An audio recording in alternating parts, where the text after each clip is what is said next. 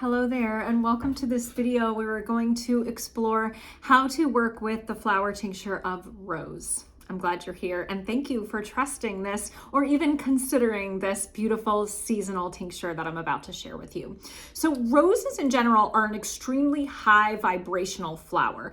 I think they're the highest vibrational plant on the planet, meaning that the actual frequency, every living thing has a frequency, the frequency that the rose emits, whatever kind of rose it is, a yellow rose, a wild rose, doesn't matter, there's hundreds of varieties, that frequency is extremely high.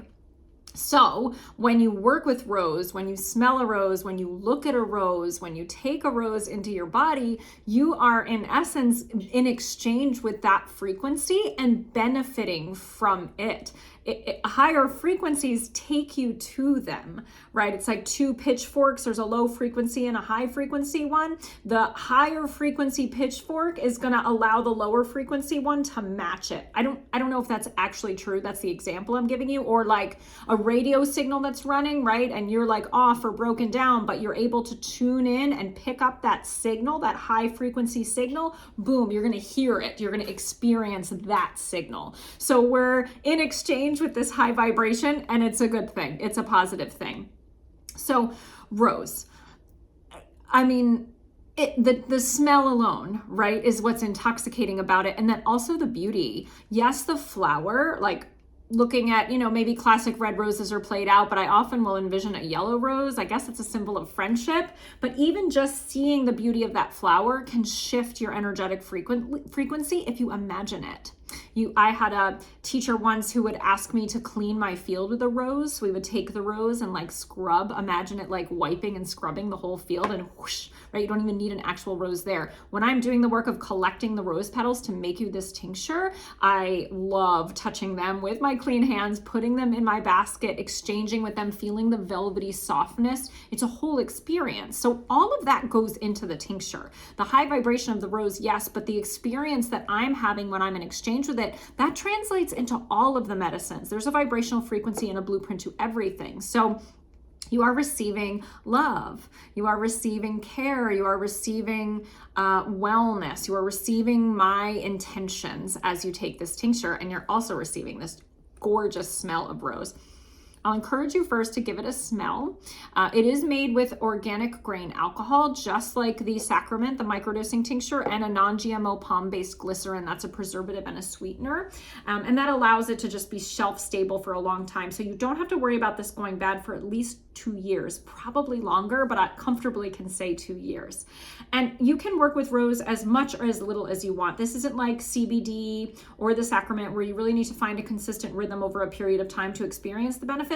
Each time that you take this heart medicine, this medicine of love and connection, you can experience that frequency and those benefits. So here's how you want to work with and dose the rose.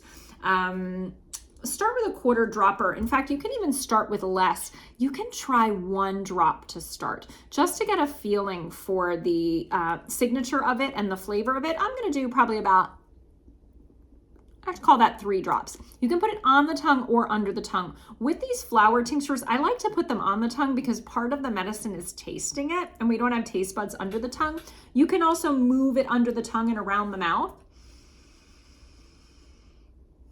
Breathe out of your nose and let it just stay in your mouth for a few moments, 30 seconds or so. It can be a little bit shorter, that's fine. I'm smelling it now. It's coming out of my nose. I'm feeling a lift, not making it up. It's a little easier to smile at the moment. And I can even set an intention, just like with the microdosing medicine, the Sacrament. Show me love, show me forgiveness, right? Show me how to connect with this day. It can be anything at all. Show me how to heal my grief. Show me how to feel my grief. Rose is a medicine of love, but it's beautiful for healing grief, and the two go hand in hand, love and grief. It can allow the emotion that's in the way of experiencing the grief or experiencing the love to move. So you may find that after working with rose or sitting with it intentionally, gorgeous just before meditation and breath work, that some of that energy and that emotion naturally moves. I'm going to take a little bit more. Those 3 drops wasn't quite enough for me. It's about half a dropper while I talk about the benefits. So half a dropper, more fragrance, more medicine.